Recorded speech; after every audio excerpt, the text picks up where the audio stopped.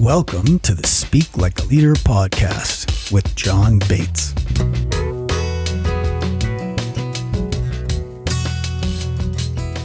Welcome to the show.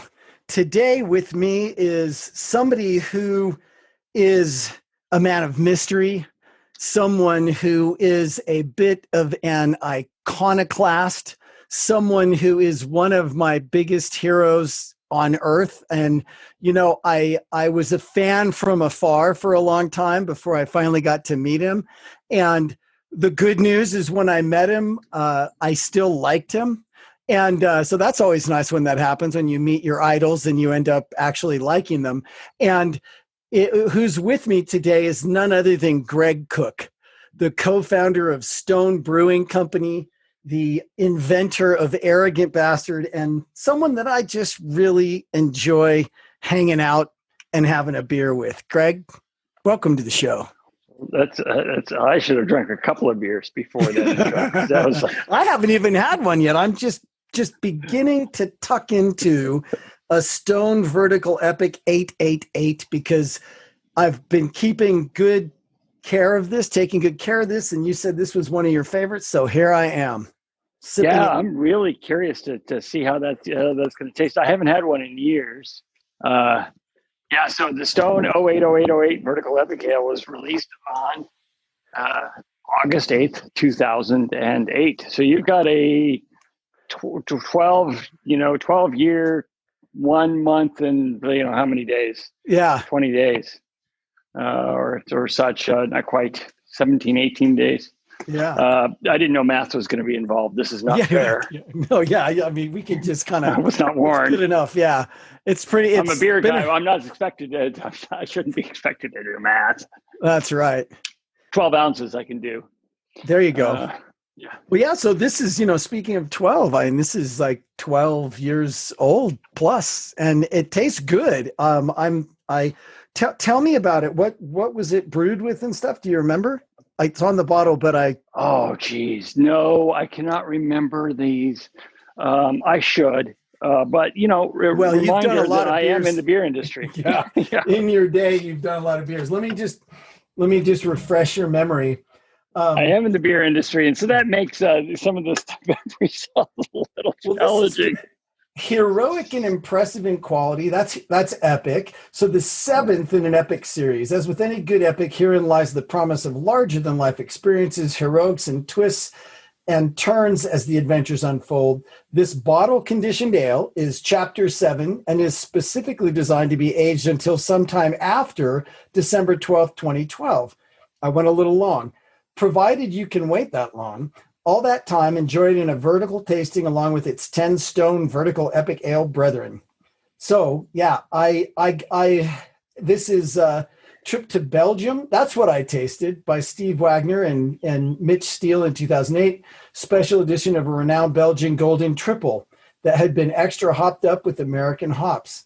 Okay, so you know what? That is exactly what I tasted. I couldn't put my finger on it. And Greg, it's perfect that I'm having this now because I was supposed to be in Belgium and that whole area this fall just recently. And then I was going to be going back. And I always bring some good beer back and stuff. So this is going to make up for that here in the age of COVID. So yeah, well, cheers to you. Yeah, I bet I wish I was sharing that with you directly. To be really honest with you, I so wish you were too. Too. Have you opened it yet? It's open and it is in my. Now this may be a little bittersweet, but it's in my Stone Brewing Company Berlin glass, which is one of my favorite possessions. Okay, I was going to warn you that it could have potentially been a gusher a little bit. You know what? But it wasn't. It was basically a mouthful. Yeah, it was just a little bit. It was perfect. That sounded awful, but whatever. It's good beer.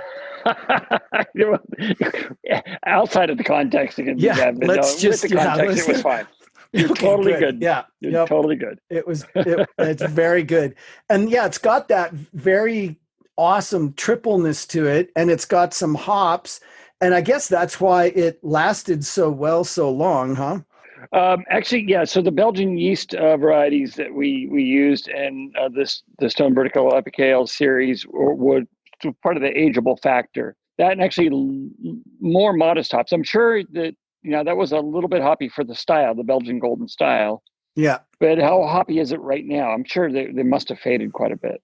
Yeah, there's not a lot of hops in the nose. No, 12 years later, Mm-hmm.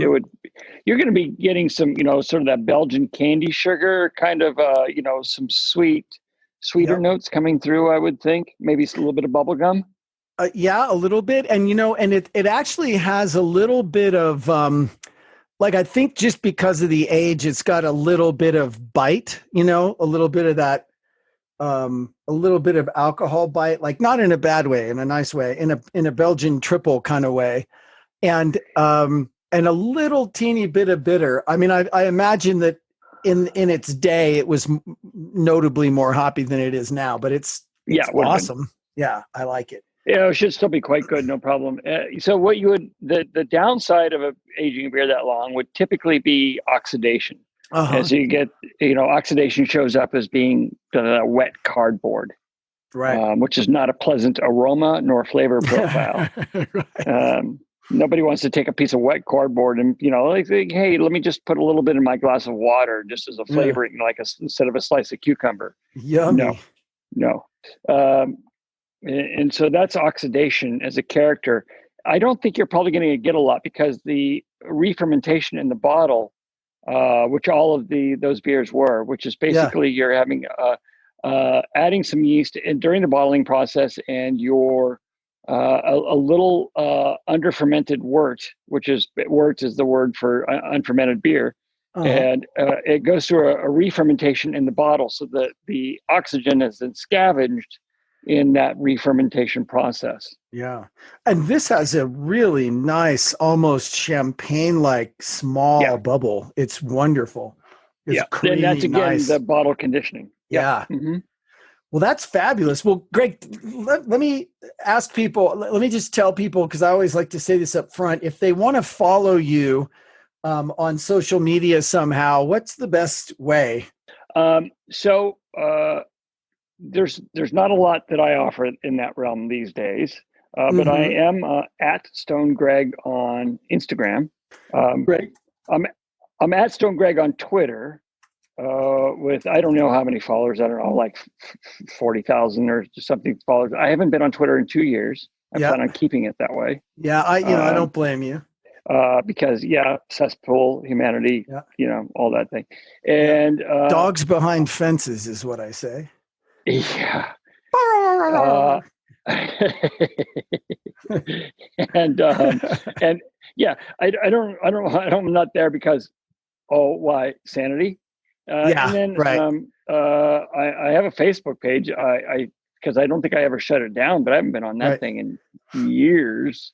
Well, Stone Brewing Company is probably findable on all those outlets, and at Stone Brewing. Yeah, we're at Stone Brewing. Yeah. So tell people, I introduced you like I introduced you. Tell people who you are and just a little bit about you, and then I'd love to jump into some stories around leadership and communication and hear a little bit about your maybe I could say eclectic rise to power and things like that. Excuse me, I have a little ceremonial thing on my side of the equation. I have to. Oh, very good. Cheers. Yeah. Cheers to you. Thank you. Oh, that's delicious. What is it that you're sipping on there? Slightly more than a sip, but there you go. This is an AleSmith 394. AleSmith is a brewery in San Diego. Good brewery. Great respect and admiration and friendship with. Yeah. And Peter, the owner, since I'm actually out of the San Diego area at the moment during this COVID thing. And so Peter, the owner of AleSmith, had sent me some of his cheese. He makes cheese. Nice. And he sent me a couple of freshies. And so this is one, and they came in yesterday, and I'm very happy to be able to have an AleSmith beer. I haven't had one for a little while. So AleSmith is a great brewery. They do really good stuff. So cheers to Peter, and thank you for that. Cheers, Peter. Delicious. Well, and so Greg, what is your official title now? You're still affiliated with Stone. Oh yeah. Co-founder. Yeah. Co-founder, which is a title that will never go away. I get to Right. always Yep. be co-founder of There Stone. you go. That's the most important to me. So I Yeah. was first president, and then at some point, a couple years in, we decided I should be CEO and Steve should be president. We Yep. didn't have a CEO to begin with, so I held the top job until 4 years ago, almost right about now today. Yeah. 4 years ago, we hired a CEO, Yeah. and then we just made a change in that regard. Last month, Maria Stipp is our newest CEO. I'm very, very excited about it. She's just completed her 8th day today. Wow. No, ninth day today. Uh-huh. And so the rest of my title today is executive chairman. Okay, good. Yeah, I knew there was something like that. So It's a title I don't connect to. I mean, it sounds way too formal for me. yeah. You're the co-founder. You're Yeah, the co-founder works. yeah, that works.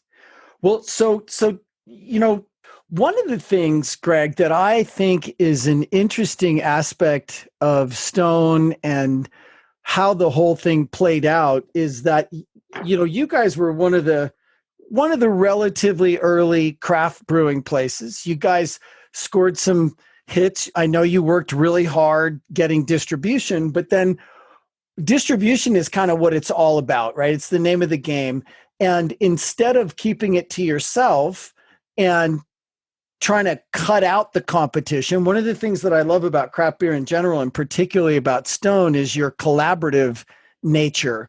And so you turned around and said to everybody around you that you thought were also good craft beer creators, hey, let us distribute you.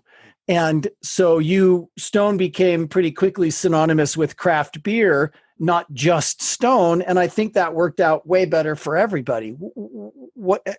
Is that pretty accurate there? Yeah. The sort of the short story, or maybe the slightly longer story. Yeah. Tell us the longer story. We started in 1996, and as it turned out, that's the year the first bubble in craft beer burst. I think, we always wondered when that second bubble was going to happen. And a lot of people in the industry have been talking about it for a few years. And, maybe we're in that right now. Yeah. The time of COVID is making things tough all around. Yeah. And I thought some meme thing, it's like COVID schmovid, I'll tell you what's wrong with the world. Right. Hard seltzers. Right. Yeah, okay. By the way, folks, that's not me saying that. I'm not trying to downplay COVID and the seriousness of course. No, it is okay to have a chuckle. You got to have some humor in the face of it. So we started off, and there were no wholesalers were interested in carrying our beer. Right. And I thought, okay, fair enough. We got to sort of make a name for ourselves for a period of time. And then a wholesaler will want to take us on. Now, again, it's hard for you to think about in today's world, through the lens of today. Yes. But people weren't into craft beer. Craft beer was not really a thing. It was still very, very much a fringe. Yeah. And I was into it, but yeah, but the intelligent, forward thinking, really creative people were into it. Yeah, right. All the better people, and the geeks, exactly. Which, by the way, are the better people. There you go. So, because I'm one of them and you're one of them, and so we self-identify, and that's how we want to view the world. That we must be one of the better ones, right? There you go. We all are. Because that's the payment for getting beat up in high school and being the dork in high school and unpopular. So now we get to be the cool kids. Exactly. Okay, I digress. But it's this is my imagination. I'm sure people look at me now like, yeah, Greg, no, you're not one of the cool kids. I mean, take away Stone, and you're definitely not one of the cool kids. I accept that. Fair enough. So nobody was interested in distributing our beer.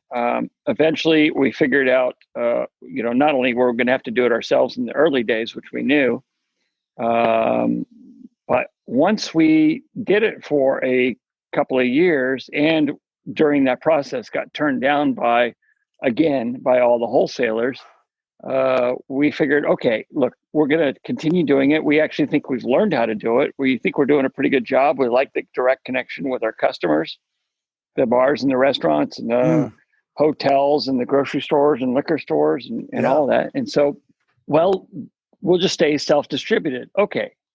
Well, now if we're going to be a wholesaler, a craft beer wholesaler, let's be a craft beer wholesaler. Yeah. And so that's when we started looking out for other brands to distribute. AleSmith was one of the early ones in the curve. For us. I think, I mean, hard pressed to nail a year exactly, but I think it was 2001 or maybe 2002 that we started distributing AleSmith. So we started in 1996. It was still a few years later. Yeah, could have been as early as 2000. Yeah. Okay. I'll have to. I should know that, but stuff like details like that get lost. Yeah, details like that are just details. You're a big picture guy. Yeah. So the big picture is we are now the largest independent craft beer wholesaler in Southern California, in the United States, actually.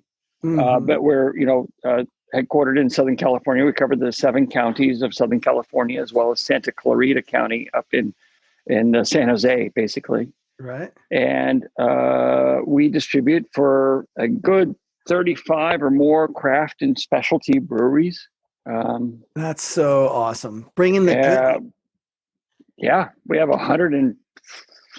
40 trucks a day.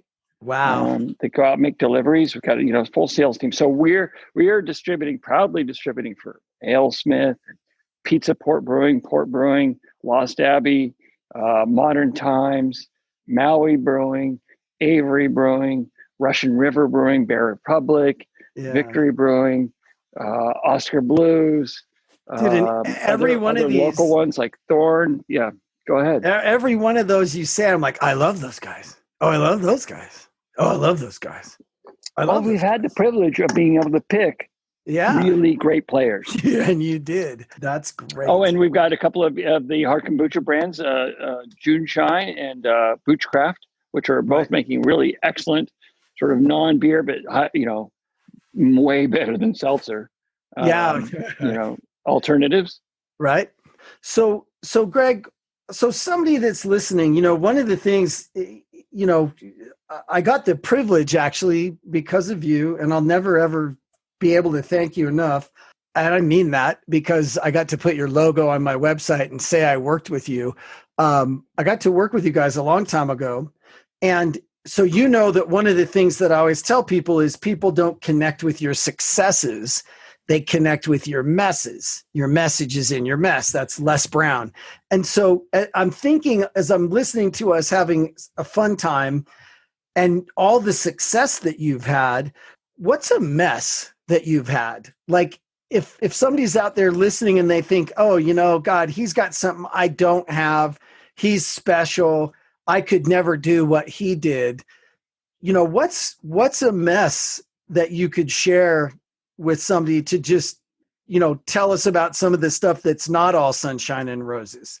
Yeah. Well, the reality is there's quite a bit to share. And I can tell you, if anybody has the misconception that I am any better, that I am any smarter, I can tell you, and this is not, there is no false modesty here. It's the truth. I am not smarter than you. I'm not smarter than I'm probably, here's what I want to think. I want to think that I'm in the upper 50% of intelligence here in the world. I want to think that I'm probably, maybe I'll hit the 52nd percentile. So maybe slightly above average. Yeah. Ever so slightly above average. But I can guarantee you, if I am lucky enough to be in that category at all, it's only by just. Yeah. And, but I was lucky, there's, that is that whole fooled by randomness thing, we will often give ourselves as a species, as individuals, we'll give ourselves credit for stuff we do not get credit for or deserve credit for. Yeah. And I have I would have been in that category. I would have thought that the success of Stone, if you asked me 10 years ago, the success of Stone was because I was a little more clever. I was more hardworking. I was maybe I thought I was in the 64th percentile. I would have been wrong, but maybe I did. And maybe I thought that it was a couple other attributes, just whatever, pull them out of your hat and pin them. And I thought, okay, maybe that I qualify.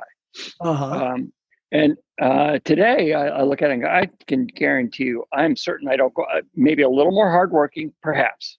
That's a possibility, because we worked our butts off in the early days, and I've worked, a lot since. That does tend to be like a little more hardworking does tend to kind of favor success.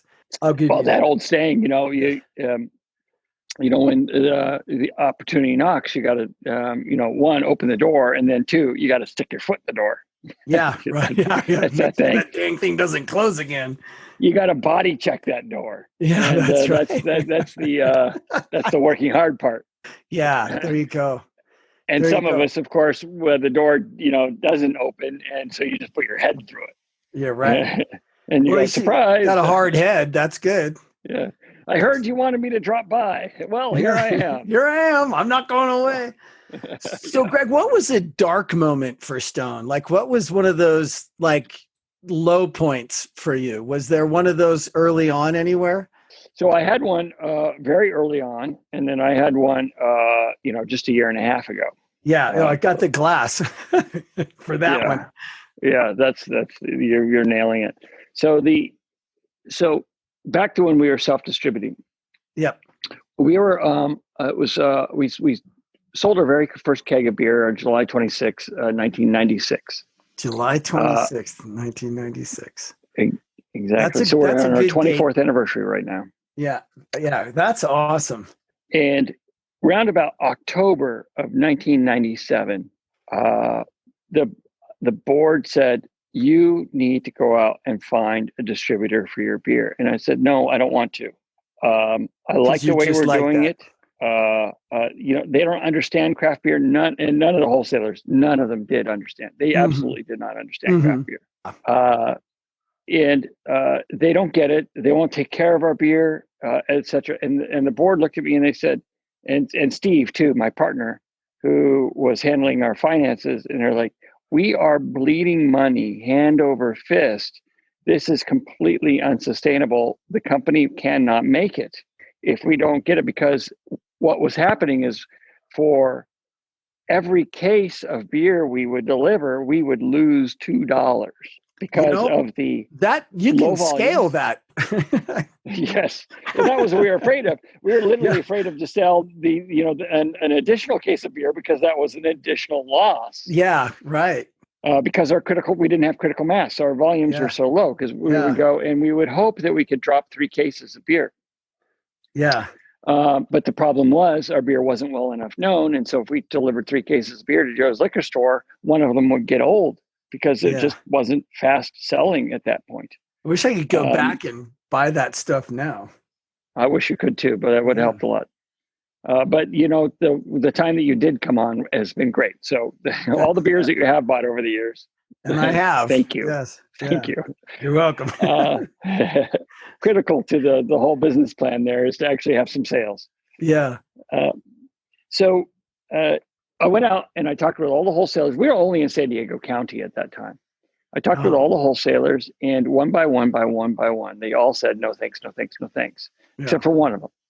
One of them said, you know what? And this was now early November or middle November. He says, yeah, we'll take your beer, and we'll start next month in December. And that's right. It was early November. And then it was around middle or later November that they said, you know what? I got a call, and they said, you know what? Actually, December, bad time. The holiday seasons, it's just too much. We're way too focused on too many other things. And holiday incentives, blah, blah, blah. We'll start with you in January. And that was starting. It was starting. And then literally halfway through December, I got a call, and they said, oh, you know what? January, this would have been January of 1998 coming. Yeah. January, Super Bowl's coming to San Diego. It would have been at the end of this, when it was still in very late January that they held the Super Bowl. It's held in San Diego. It's going to be a crazy focus time. This was a big beer distributor. They had a big beer brand, major brand. And we got to focus on that, and all of our sales team, and it's the wrong time to launch your beer. Oh man. So in other words, you can start scream louder. Middle of January, got the call, and they said, you know what, February, not a good time. It was the Super Bowl is going to be the end of this month, and our guys are going to be tired, and they're going to need to take vacation time, and really, it's just so stressful, and you don't want to turn around and come and follow that. And now my head is literally, because we are bleeding $20,000-$30,000 a month. Yeah, we are so fucked. Can I say that? I did. Oh, dude, it's you true. know what? And Greg, listen, here's what I just want to call out as we're both sitting here talking about this.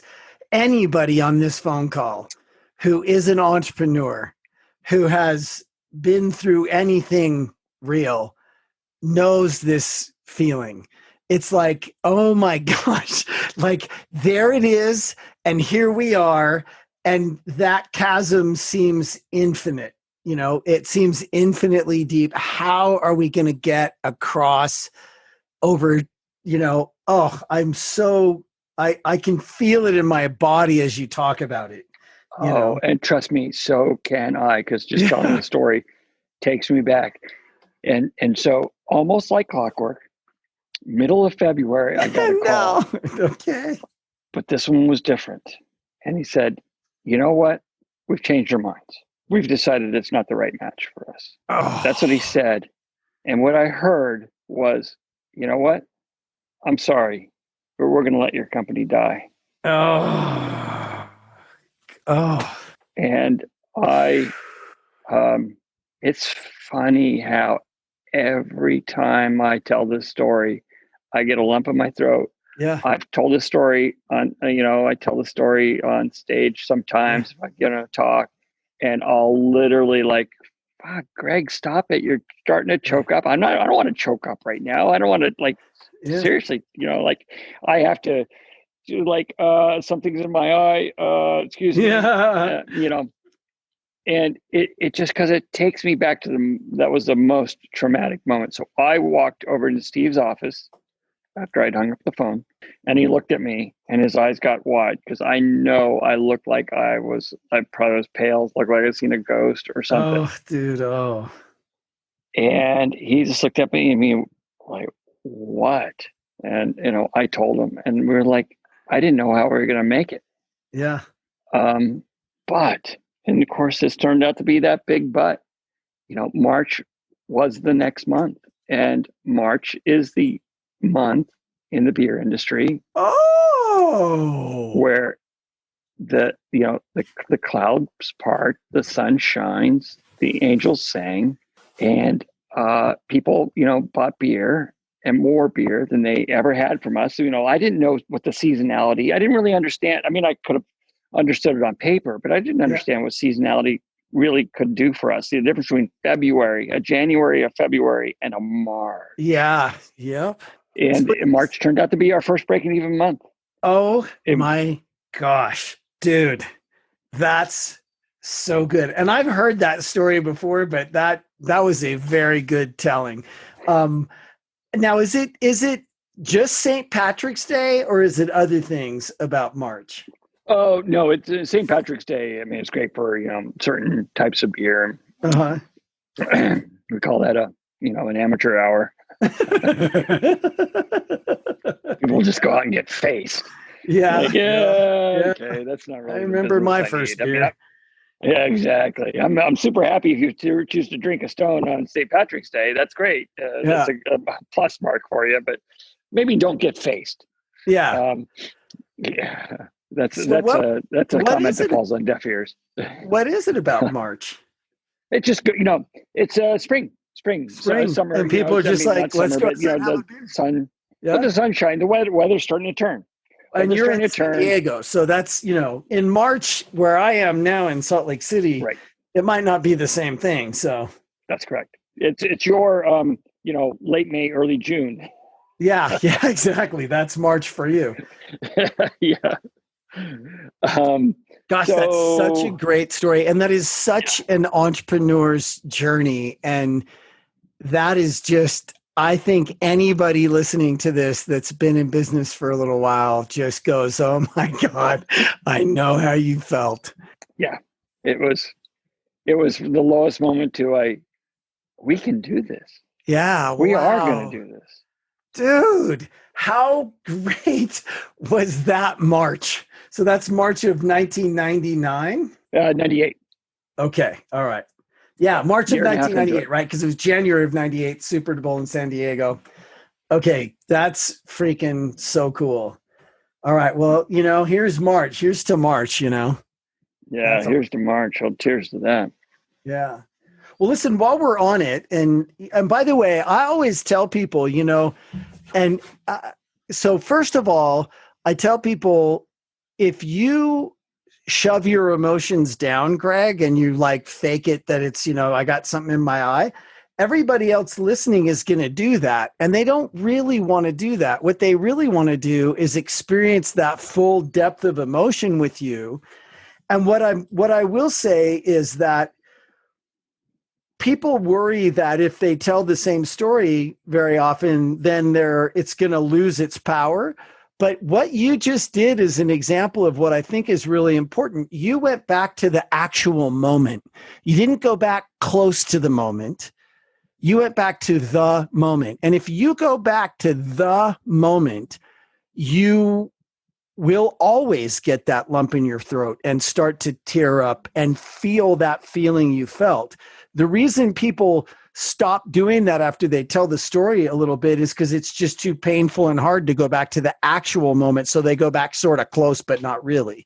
So thank you for actually going back to that moment. And I think that really it's generous of you to share that and really go back to that moment so we can go with you, because it just means so much more, and it hits so much harder, if you will, in the positive sense.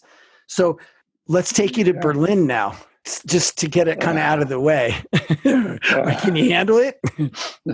Yeah, because Berlin is the story I just told about 1998. That was a 3-month period, but really culminating in that one phone call. That just really devastating phone call, and literally, I don't think the next day I could have told you what the guy on the other side of the phone said. I mean, I can paraphrase it with a 90-something% accuracy. But what, again, sort of what I heard was, we're going to let your company die.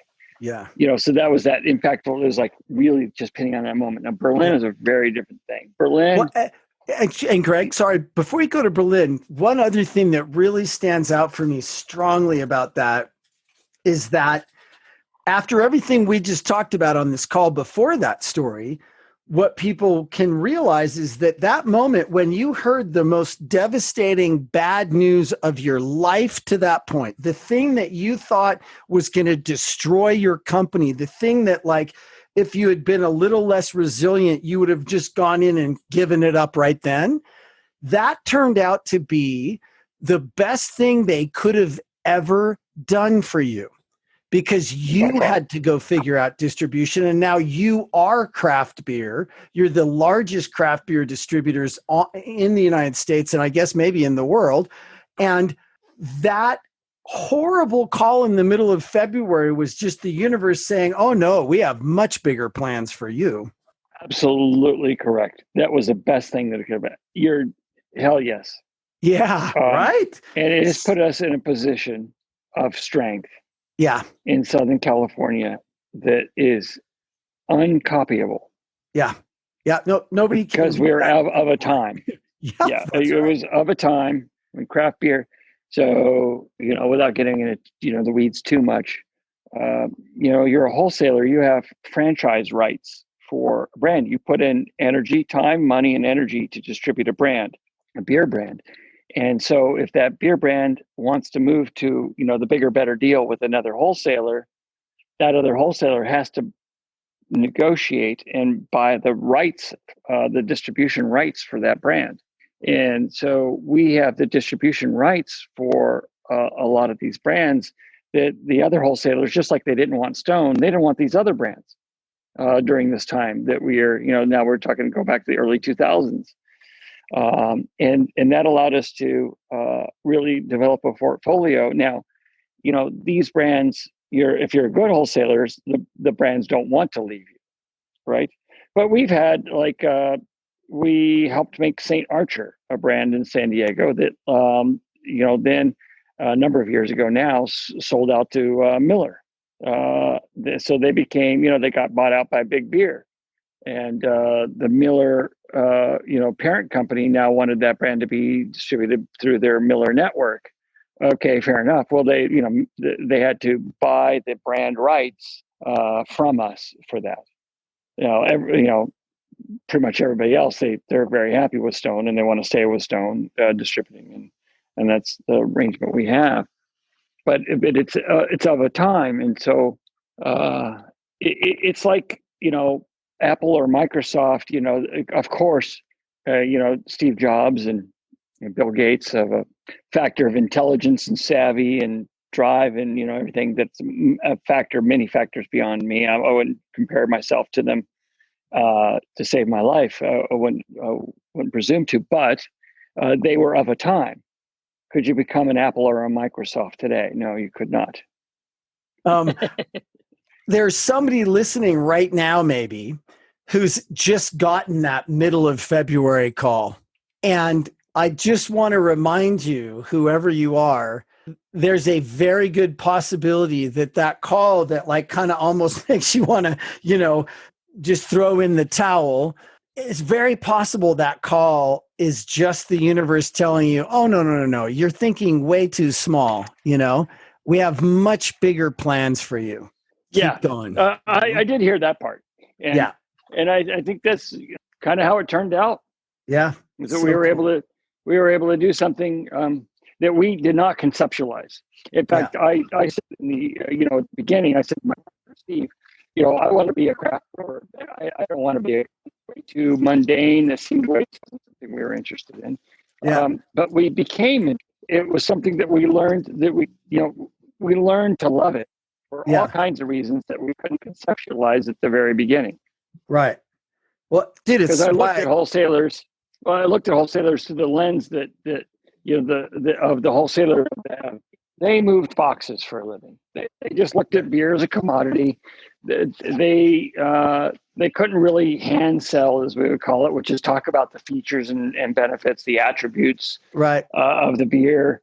They were just like, they would sell on price and sell on the temporary price reductions and things like that. Yeah. And I can remember giving a presentation to a major brand wholesaler in Arizona. I was in Phoenix. This was sort of simultaneous to that story, which was really centered around San Diego. I remember I was opening the bottles. We just started bottling in 22-ounce bottles, and I was opening them and tasting for a full room. Like there was 12 or 14 guys, all in crisp white shirts and ties. And it was, the manager of middle market, one manager of broad market, manager of chain stores, manager of on-premise, manager of, they're very corporate-y. Right. And I said, okay. And this next one is Stone Smoke Porter. And as you can imagine from a porter, and I'd opened the bottle as I was talking, I started to pour it into a glass, and I was handing around the samples, and I'd already said what the beer was. And one of the guys in the audience said, "Ooh, that's dark." And I thought to myself, and I bit to my bottom lip, I'm like, I just said it was a porter. What would you possibly expect? Mr. Beer Guy, you got to be kidding me. Yeah. You're raising your eyebrows and saying, "Ooh, that's dark" at a porter? You guys are idiots. Okay, that's not fair. You guys are just not, you don't know anything about beer. And truthfully, they didn't really know anything about beer. They really didn't. Yeah. They sold everything. Big beer wholesaler of the late 90s didn't know anything about beer. Yeah. It took 20 years for 15, 10, it depends where and which wholesaler, 10, 15, 20. And there's still some that don't really know anything about beer. They just, that's not what they train their staff for. Train their staff to sell boxes. Yeah. Well, but the other side of that, like you said, you guys came to the realization, right? And it's why when I had my companies back in the day in the .com arena and stuff, I fell in love with my accountant and my freaking, uh, the person who, my logistics officer, like that kind of stuff, because I think that Napoleon said an army marches on its belly. And you can have all kinds of great beer, but if you can't get it out there where people can buy it, right? Well, guess what? You get that call in the middle of February and think it's the end of your company, right? Yeah. Yeah. So I think my that's favorite Napoleon. Yeah. I'll share with my favorite thing I learned about Napoleon. And I read this about him, that evidently he told his secretary to not open any letters from his generals, from wherever, until 3 weeks after they arrived. Now, you imagine Napoleonic times. It took a long time to get there. Yeah, exactly. And he basically figured that was enough time for whatever their crisis was to have self-resolved, and that he really just didn't need to get involved in their crisis, their temporary crisis. Wow. That's so good. Imagine if that was Twitter. I mean, look at anything, the 99% of what people are tweeting about in crisis today. Yeah. And not add 4 weeks, because imagine that week that it took for the letter to even get to Napoleon's secretary. Right. So that crisis of 4 weeks ago. Now we have some real ones. So COVID was around 4 weeks ago. Yep. Racial inequality and inequity was around 4 weeks ago. So that would still raise up. But the latest Karen, or whatever, that would not make the bar. You just solved the whole problem. Like, let's just put a 4-week delay on every bit of social media. Right. That would be like, can you imagine? That would be so cool. That is a scream. Somebody's got to write a virus that does that. I love it. So have you seen the new documentary, The Social Dilemma, yet? I have been. Greg, I'm actually working with a company that I'm really excited to talk about when the time comes, that I think is out to solve one of the fundamental issues of that problem. But I have not seen the movie yet, but I've heard about it from everybody that I'm on the team with. And it's a real problem. That is a real problem. You just used a really big word there, though. You said the word solve. That sounds powerful. Well, Greg, it is powerful. It's really powerful. And, fundamentally, there is this problem because we want to be connected, but we do not have the ability to be connected and maintain our autonomy, right? Like, okay. If we want to be connected, we've got to give all of our data to Facebook and Google and so all of a sudden Google knows every single thing about everything. And okay, let's say they've got some boundaries between things, but come on. Everybody knows that Amazon watches what little resellers are doing, and when it starts to catch fire, they jump in and do it and put the little reseller on Amazon out of business, right? Because they have all the information. And how can the little reseller afford to not be on Amazon? On Amazon. First place? You're screwed, right? And look, we're doing that with every single bit of it. And here's the other part. Computers don't die. We all die. It's the same problem we have empowering corporations the way we have. They don't die. They're like vampires that have the rights of humans. So what are our kids going to do, right? How do we, we're handing off a world that is just not going to work, man. And we don't have an artificial intelligence is not folded into humanity, right? We don't have human supervision on it. Greg, what we just did is we just spent more money than we could even imagine on the brightest minds that we produced to create artificial intelligence whose fundamental ultimate goal ended up being to divide us. I'm sorry, that was freaking stupid. I do believe that, though, and they cover this in the film Social Dilemma, that none of them intended for No, that. no, no. They weren't really. Yeah. Dude, that's the problem. That's the problem. They just threw everything into a black box and said, optimize it to keep people on Facebook. Guess what? They didn't think about that one enough, because the best way to keep people on Facebook is to push people to either extreme of whatever. Like if they click on something slightly right, they get drawn out to the furthest right wacko theories. And if they click on something left, they get drawn out to the same theories just from the left perspective, and that was a massive failure of imagination right there. Well, they're just copying basically the food industry and the media. Exactly. Yeah. Well, that's exactly what the food industry You're was so doing. right. Basically, that focus groups on should the Cheez-It, or I don't need your little cheese flavored cracker square. I'd be non-brand specific here. Sure.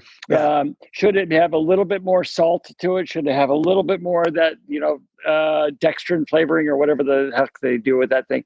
And they go through these focus groups and they dial and they tweak and they tweak and they get it to the point where it just hits all these receptors that are hardwired into your brain. Yep. Just like I remember when I really learned to really dislike Scully, the guy that famously fired Steve Jobs from Apple. Right. So Scully, previous to Apple, he was chief exec at Pepsi. Oh, wow! And what they did, that's right. I remember. What they did is they picked a number of households, probably 200, 500 households, and they literally would load them up with free everything. Because Pepsi, Frito-Lay, so they had, Little Debbie apple pies and, Fritos, and they had every kind of junk food and processed food you could imagine. They literally just loaded them up. And what they learned was the only product that they would make that had no satiety point, which means no point at which the consumer would go, yeah, you know what, I've had enough. I'm done. Was soda. Oh, so your snack cakes, your snack chips, your everything else, all had a point where like, okay, no, I'm done. I'm not going to have any more of that. I just can't eat another one of those. You can't eat.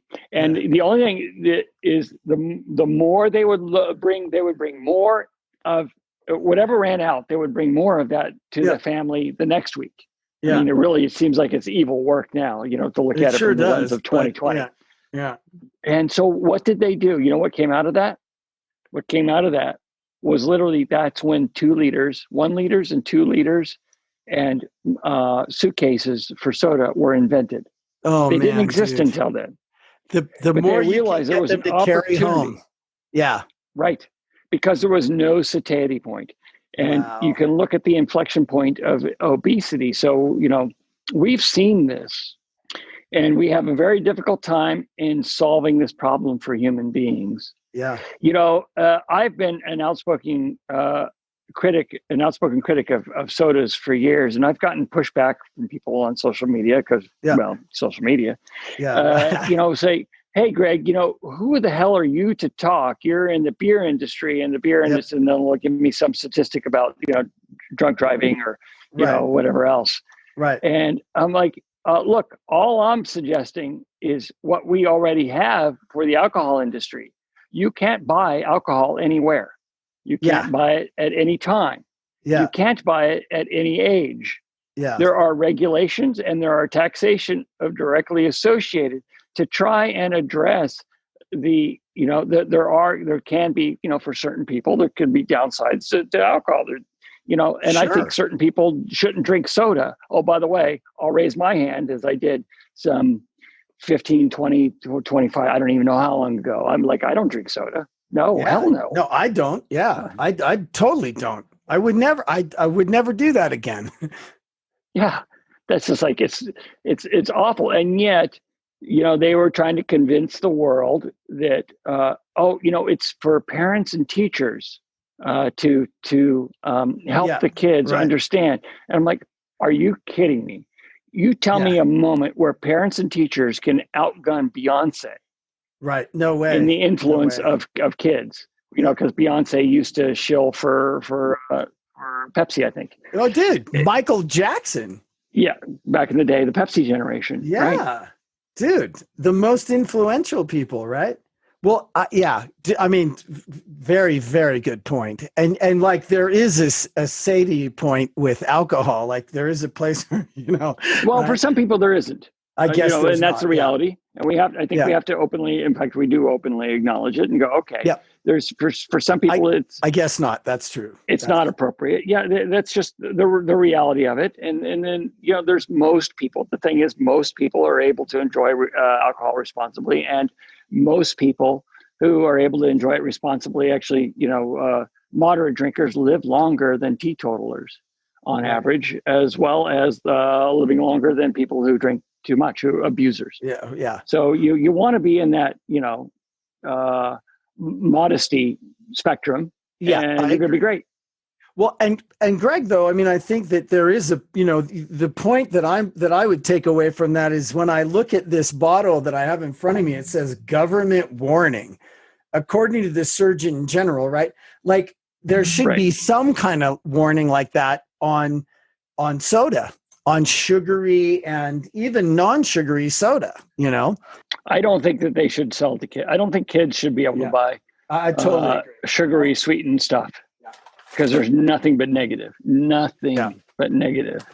I totally But agree. it's like it should follow. There used to be a time when smoking while pregnant was, and doctors would say my brand is Pall Mall or Yeah, right. whatever, If you're right? And gonna that was smoke when accepted, you're pregnant, only smoke Pall Mall.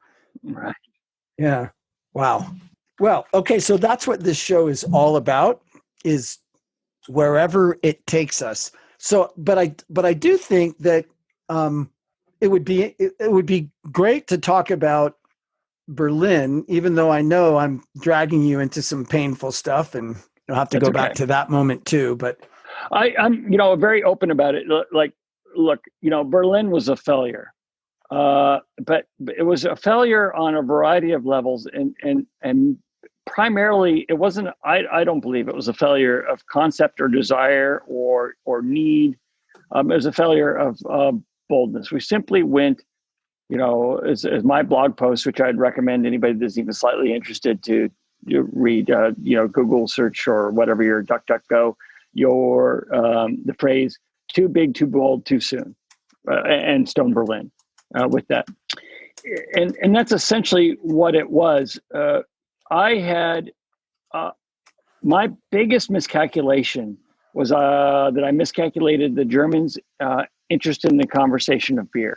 Yep. My sad, really slow realization was that Germans don't talk about beer.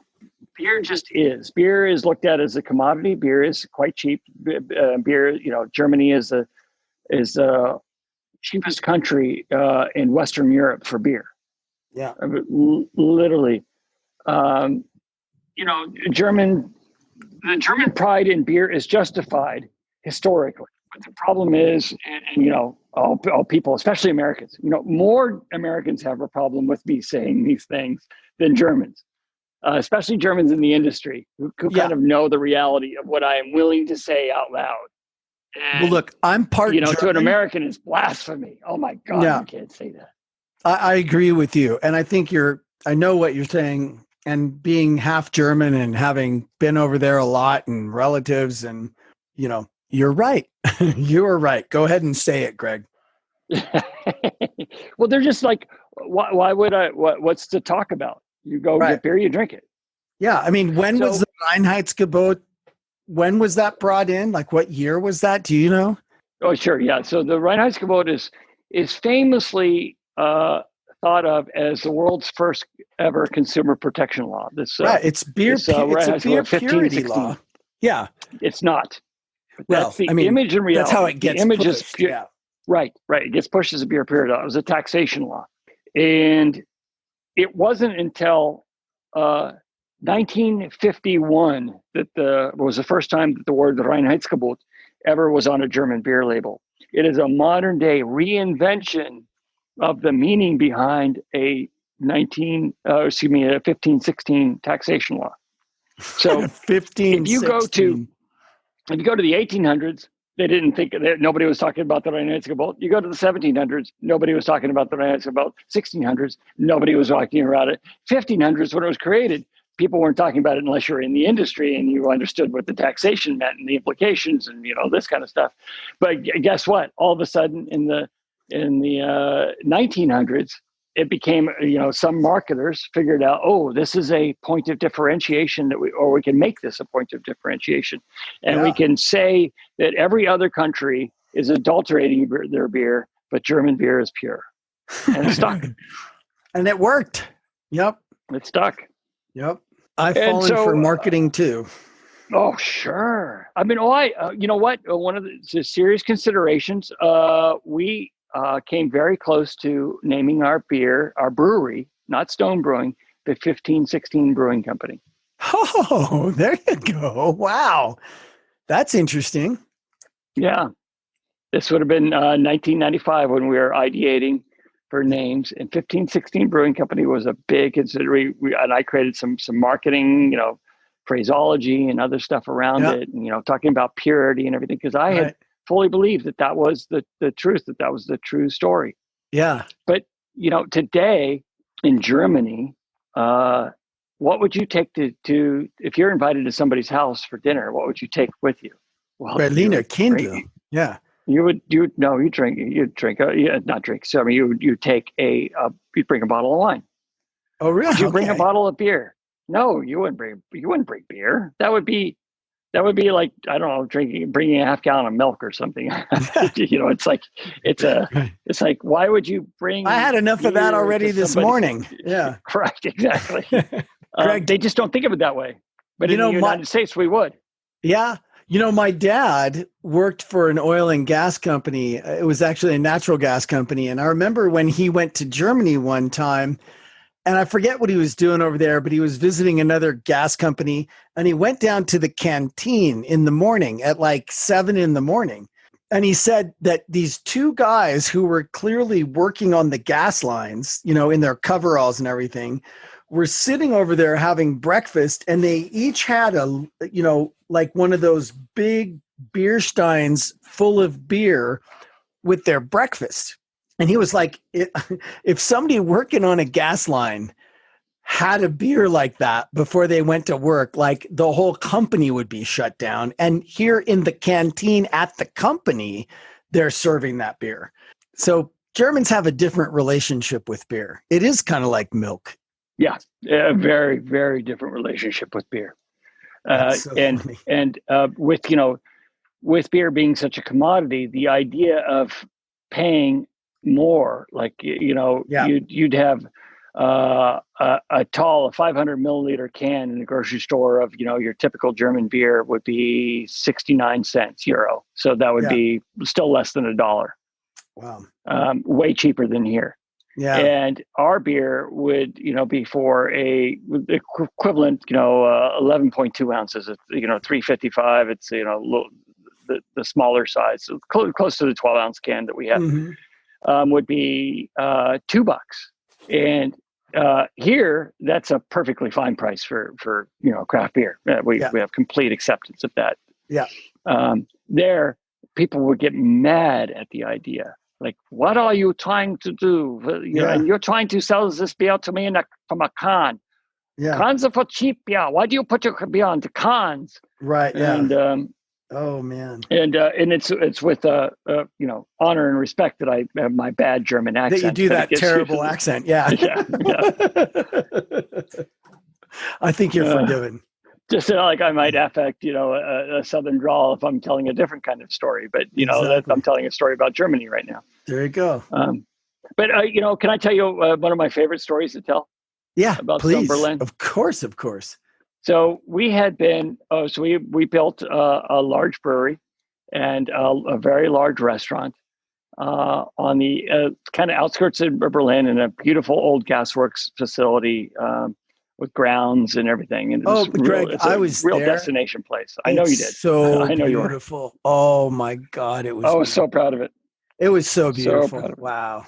Yeah. So but it had been incredibly stressful to get it open. And, Yes. all Yeah. that German efficiency and everything out the window. Beer It's like, Jesus. Beer Jesus. Let's, make a plug here for Beer Jesus. Go find, is that on Netflix or? It's on Amazon Prime. It's Amazon. called the Beer Jesus from America. The Beer Jesus from America. Prime. If you're a beer fan, a craft beer fan, or you find this conversation interesting, that is a fabulous movie about this whole thing. And so sorry to interrupt. Entrepreneurial story. Not at all. It's definitely part of it. And okay, so you can imagine, especially if you've seen the movie, you can imagine, by the time we are opening, and this was still a month before our grand opening ceremony, which is what the film closes shortly after that. So it's filmed up to that point. And so this was about a month and a half before the last filming ever took place for that documentary. And anyway, so I'm standing, and I was standing right at the threshold from the inside to the outside, and we had a very large patio. It was a beautiful day, and we had a nice crowd, a decent crowd. And I paused at the threshold for just a moment to sort of surveying everything. And I saw this German man, probably about 75, and it looked like he was beelining right to me. So I just paused for a second to see, and sure enough, he came right up to me, and he just came right up and pretty close, said, "I understand you are the owner here." And I said, "Yes. Hi, I'm Greg. What can you do? Well, what can I do for you?" And he said, "I have something I want to tell you." And as you can imagine, I sort of started to clench just a little bit inside, tense up a little bit. But hey, my job is to hear everything. And I said, "Yes, sir." Politely, "Yes, sir. What is it?" And he looked right up. He took another half step towards me. And he said, "Your beer tastes like I used to remember. Thank you." And he clapped me on the shoulder. Oh, Greg, that is so great. It was the most awesome thing. That just made the 4 years prior to that worth it. Just that moment. That almost makes everything worth it. Oh man. So he was, and I knew what he was. So I know the German beer industry. I know the beer industry. I've studied it. I understand. Yeah. So the quick of it is, in the 1970s, a German Pilsner would have been significantly more bitter. Yeah. Significantly higher hop load than it does today. Even the beer breweries that are saying, true to the recipe, brewed since, 1632. Yeah. Trust me, that's BS. Yeah. It's all BS. Let's come back to that for a sec. Finish your story, but I want to come back to that, okay? Well, the story is, that the German beer recipes have changed, and they've shortened the brewing time, they've lightened the malt load, they've lightened the hop load. The beer's basically become a lot softer, so a lot less complex and a lot more homogenized. They should arguably say are brewed with the same basic stuff. Right? But less of it. Not the same recipe at all. No. Well, Greg. So what he was telling me was he remembered he was old enough to have been clearly a better beer drinker in the 1970s. Yep. And I found out he'd been drinking a Stone IPA, which is not what German beer tasted like in the 1970s, but it would have been more similar than the German beers of today. Yeah. And he was able to connect to it and say, oh, this is what I remember. Yeah. It's a great beer made with great ingredients. Yes. Yeah. Which still can be found in Germany, but trust me, it's stupid hard. You got to try really hard. It's really, really hard. You go into the typical beer stores and you cannot find anything other than commoditized versions. Yeah. It's really horrible. And you see lots of regional brands, but they're all, again, if you're in the inside of the industry, you know that they've all been bought up. They're all brewed at the same factories. It's all been consolidated. It used to be brewed, 20 minutes away. Now it's brewed 3 hours away. It's just packaging. That's just the way that the commodity industry works. It's become commodified. Well, so Greg, and we have reversed that, and it's reversing in Germany today, and it's reversing throughout Europe. And that's fabulous. And I thank you for that personally. So, Greg, a quick question. Yeah, it's as I understand it, all beer, even back in 1615 or 1516 or whatever it was, like up until the 1800s when Pasteur did his thing, all beer was essentially sour beer on some level. Is that correct? No. No. Sorry. So I'm correct. glad, very glad. Thank So you. that what you started off the show by opening, and you've been enjoying a Stone 080808 vertical epic Yes. ale. And That by was the way, the released sweetness is coming up now that it's, I don't know if beer as it breathes warms like up. wine, but definitely. As it warms up, the sweetness. So colder temperature a beer is, the hops. If it's a hoppy beer, the hops will be accentuated until you really get that hoppy bitter Yep. snap. Yep. Colder, and Yep. it starts to mellow out as it warms up a little bit. You know what? And I did start really cold on this, and it's definitely nicely warm. And I think this is a better temperature for this beer now. It was fun to go through all of it, but it's good. It takes you on the journey. So that beer is now 12 years and a little more old. It's not pasteurized. We don't pasteurize any of our beers.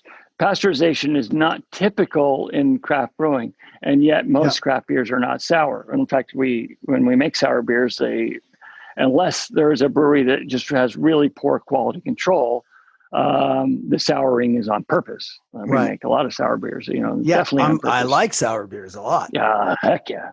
So So that's a little bit of a misconception that prior to pasteurization, beers were sour. Now, what happened was they didn't know as much about microbiology back in the day. Yeah, they didn't isolate all the different strains of yeast as well, right? Right. Well, what they would do is they would take a little bit of the foam from the previous fermentation, and they would inoculate the next batch with that foam, and that would be the next. And so basically, the house yeast of a brewery would have that house character, and it would be, it would just carry on through. And you basically, if you could go back in time, you would take swabs on the tabletops and on the, the counters and the walls and everything else, and you would find that strain of a brewer's yeast present everywhere. Yeah. So sorry, go ahead. So that's another one of the things that has become homogenized in the industry is that most of those house yeasts aren't being used anymore because they might have been a little bit fickle, or whatnot, and so you go to different yeast strains that are more easily controllable in controlled environments and things, and that just homogenizes the flavor profile. Yeah. Well, so you remind me of one of my favorite places, and I I'd love to hear your take on them. But gosh, what is that place with the guy drinking, leaning back on the chair? Cantillon. Oh, Cantillon, I love Cantillon.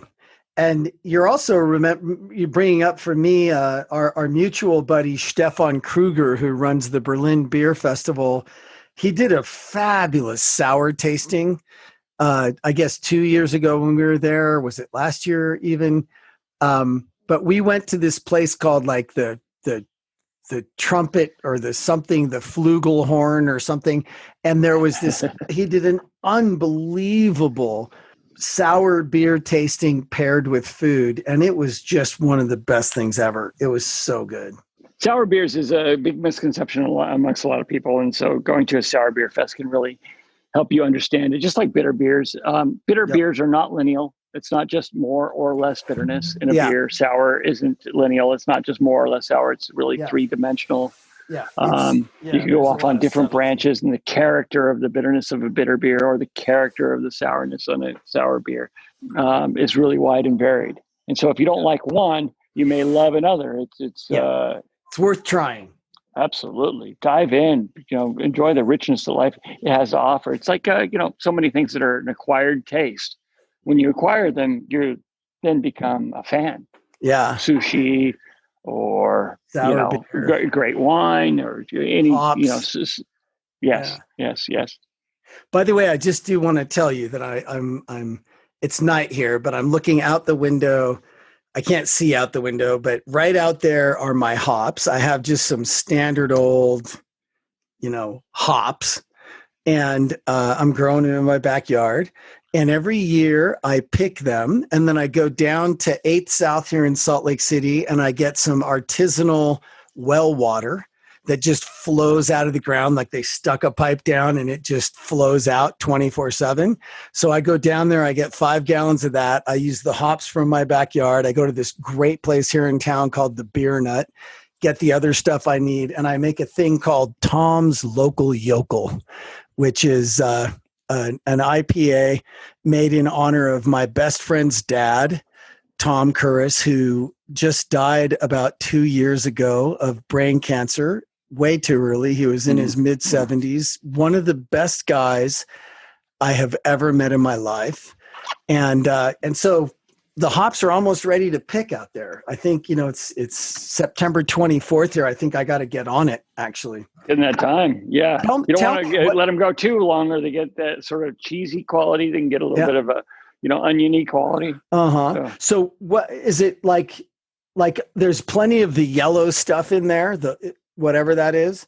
When I break them open, that sounds like a medical condition. Isn't that the lupulin or something? Yeah. Okay. In the hop, so you break open the hop cone. Yes, you're seeing the glands, which also sounds medically, but the glands, and that's where the bitterness of the lupulin and alpha acids and beta acids, and creates that flavor profile and the bitterness of beer.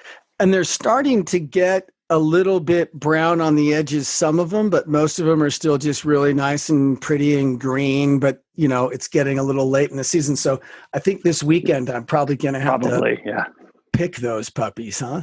And do you so you're making a fresh hop beer with them?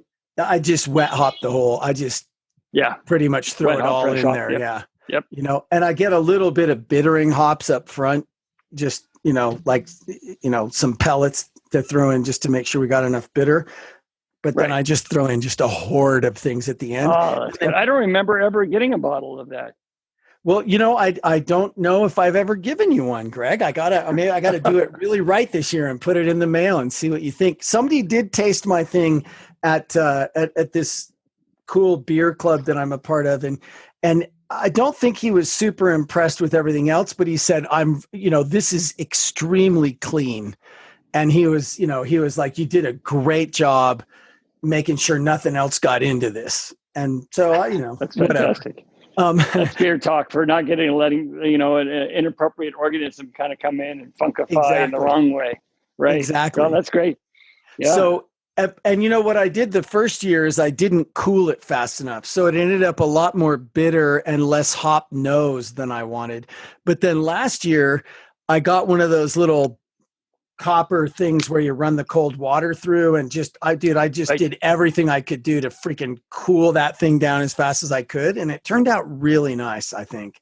Yeah. Heat exchanger is a key component to brewing. I exchanged some heat. Oh, that's great. That's fun. So Greg, coming back to this whole topic of leadership and communication, I'd love to hear a few things that you have to say. And by the way, we've been going for a long time. Like, I don't want to stop. We'll, if you got to go, tell me, but I don't think we're there yet. Dinner time. Okay. You let me know. But I remember we talked years ago, and I think that one of your kind of, leadership mantras is just something around be excellent, like do really great stuff. Do you remember that conversation? Yeah. It was at your house, and and I know what it's about. It's our phrase. It's been our unofficial. I don't know if we've actually ever made it our official mission statement, but it's be amazing. Be amazing. Be amazing. Yep. And that acknowledgeable, that can mean different things to different people, and that's okay.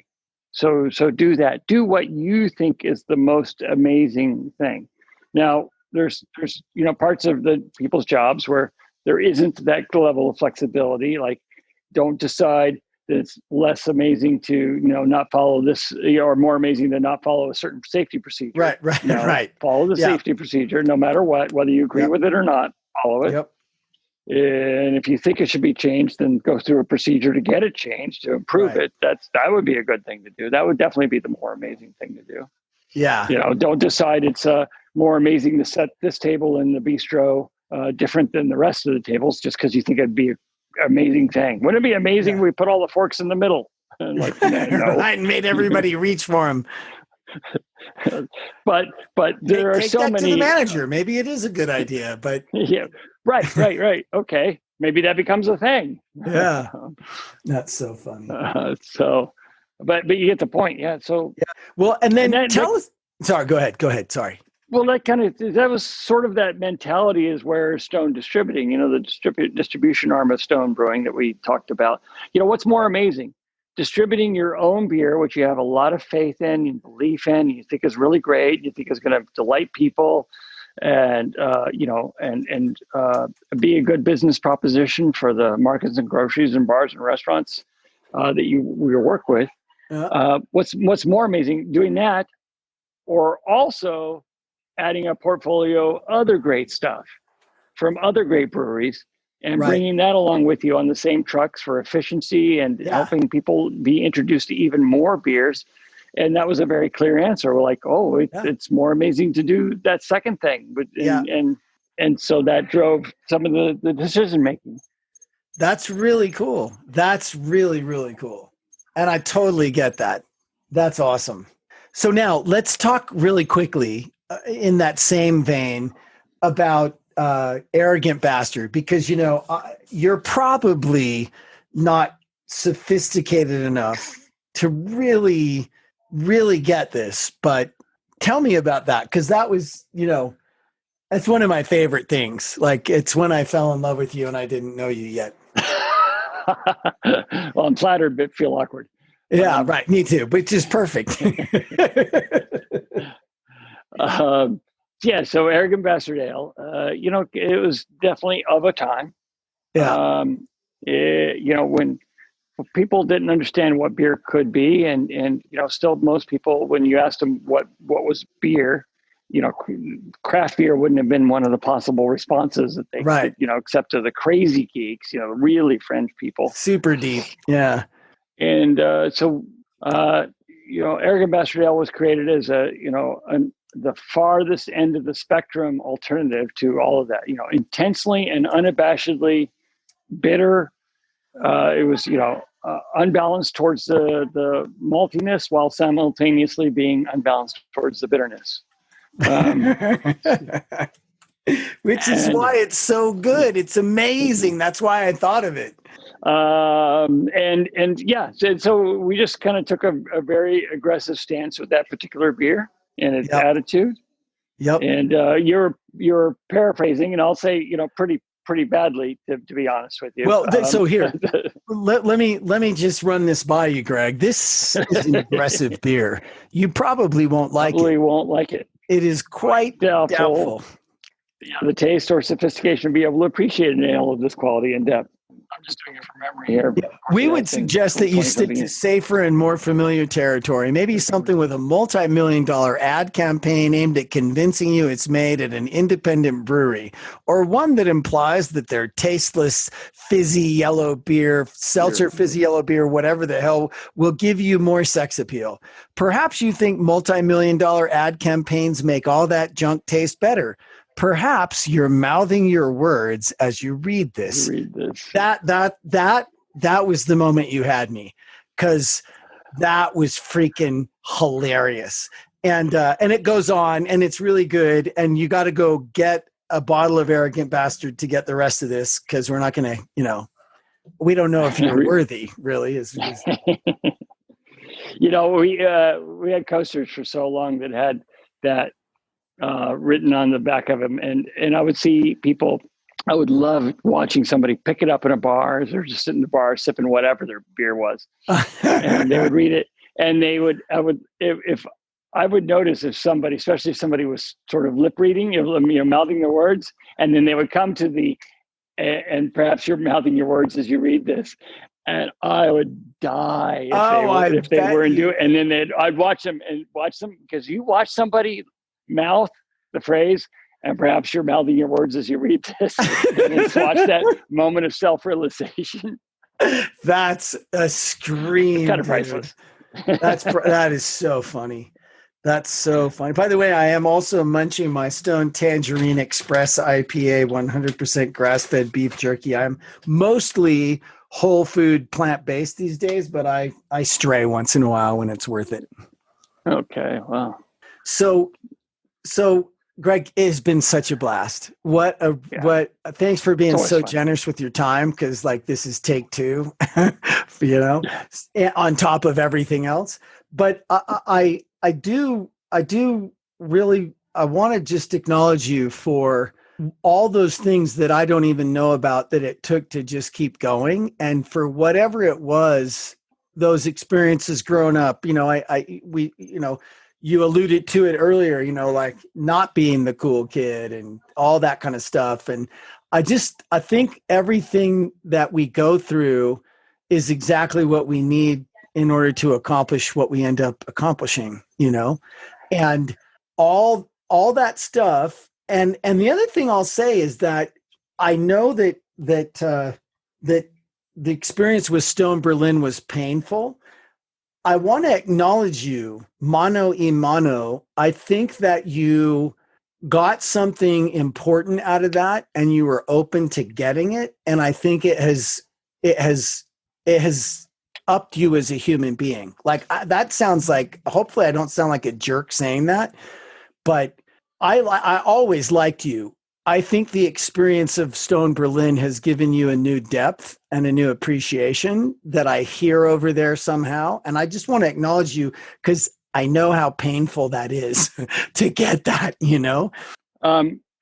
you. That actually means quite a lot to me. And to be honest, if I had a choice between having Stone Berlin or having that depth, I'd probably take Stone Berlin. But it's because you're shallow, and I can't blame you at all. Yeah, I can't blame you at all. So, well, some of those, some of that depth that we get, if we're lucky, we get a little depth along in our lives. Some of it's pretty hard fought, hard won, and this was, and not always feeling like what you wanted at the moment. Yeah, sure. But maybe we do get some of it. So thanks. I suppose it's my silver lining. I'll take it as a compliment. Yeah, it certainly meant as one. And I loved you before, so you know that.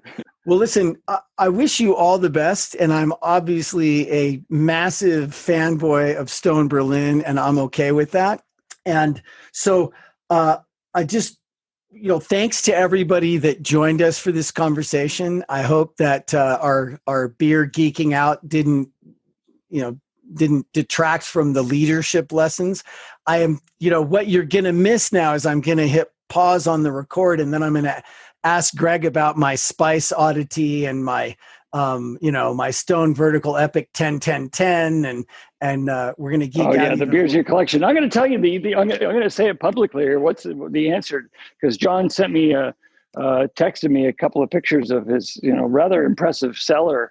Of it's been really depleted over the past collectibles. COVID here, but Yeah. So I'm going to give you the answer. Yeah. I looked at all of the bottles. All of them should be great. All of them should be very drinkable. Because mostly what you collected was stuff that is collectible, ageable, cork finished, or like the Vertical Epic designed to be aged. Yeah. But still drink them. Yeah. Well, I'm going to. Oh, of course I'm going to. And Greg, just drink them. Just enjoy I will. them. Yeah, I will. And, and I'm going to, like, the IPAs, I know I've had them for a little long, but I did that on purpose. I got one to drink then, and then I got one to keep just to remember how good that one was a little while later. And what I didn't send you is all of the enjoy afters that I have. I love those you can save for to have with me. I love all of the beers, but those enjoy afters are especially special to me. You cannot get there. Like some of the ones, like the you said the Spice Oddity, which is a spiced imperial stout. Yep. Barrel aged, and you've got some other barrel aged beers. They'll taste really amazing when we release them, and then they'll sort of mellow and sort of become one with themselves. A little more. Year after year for a few years. Yeah. But the but fundamentally they don't radically change. Yeah. And the Stone and Joy After IPA, which is a beer we don't make anymore. No, really? As that ages, no, we don't make anymore. Wow. As that ages, you get into something that's irreplaceable. You cannot you have to go through the time to get there. And they're that's really why that good. one is really, they're so I good. love it. Yeah. So what that is an IPA that is typically a very hoppy beer that you drink fresh, really fresh. But what you guys do at the end there is spike it with some Brettanomyces yeast, which is the wild yeast, the Belgian yeast, the funky, kind of cool, weird, does crazy stuff yeast. And then you put them in heavier bottles with a nice cork on them. And you're not supposed to drink it for at least a year later, right? And I've got some of those from many, many years. And I'm glad I got so many, because those are really fabulous, and they change. I was looking at them and just thinking like, wow, I wonder what's going on in there right this minute, and they're really, really good. It's still alive. So I'll tell you here. I'll close with a little bit of brewing history that most people get wrong when it comes to IPAs. Okay, so let's do it. When the style was originally in vogue in England in the 18th century, or excuse me, the 1800s, they were all bred. Oh, really? Heavily breaded, yes. Wow, I did not know that. Yeah, and so it's the clean IPAs, the hoppy, fresh IPAs of the American craft brewing revolution that, England had lost its way. The British brewers lost its way from those original IPAs long ago, and they became insipid, uninteresting, commoditized things. Fizzy yellow seltzer, whatever the hell you want to call it. And there had been some IPAs brewed in the United States. Valentine IPA was a famous one that became softer and softer and softer and softer over the years. You look at the brewing records. Yep. But the American craft brewing revolution, we really brought forth IPAs with hop varieties that never existed when the India Pale Ale style was first created. Right. And it brought forth something where really focused on fresh hop flavor. Yeah. And freshness. And it became freshness was the thing. So what you want is either kind of mostly one of two worlds. You want a fresh IPA that's probably not breaded. Brettanomyces, or you want an aged IPA that is breaded, but that would be that's 0.001% of IPA sales in the United States today. Yeah, breaded beers are for enthusiasts. We go, oh my god, yeah. I'm heartbroken. I'm still getting over the fact you don't make that anymore. Well, John, it's not only not anymore. It's been a number of years, so you clearly weren't buying enough to support that. Yeah, I'm not going to blame you. I don't blame you because you're buying our other beers. I moved to Salt Lake City. I moved to Salt Lake City about 3 years ago. My son Johnny is 4 now, and we moved here when he was 6 months old. So it's going on 4 years, and I would always go down to the Pasadena shop and just freaking load up, and then we moved to Salt Lake, and I'm lucky if I can find, anyway, I won't complain too much. There's, yeah, I know, but I miss you guys. You're in a challenged environment. Yes, I am in a challenged environment. That's for sure. Okay, my friend. All right. So Greg, thank you so much. And I wish you the absolute best. Looking forward to seeing you again soon, man. And everybody, we're in the middle of the COVID epidemic right now, and there's all kinds of really tough stuff going on. I hope this has been a pleasant few moments to forget about that. And if you're listening to this later, man, I hope it's over. And so Greg, always, I will be a fan, and thank you very, very much. Thank you, brother. I love you too, man. All right. Take care. Cheers. Cheers. Thank you for joining the Speak Like a Leader podcast. Go be awesome.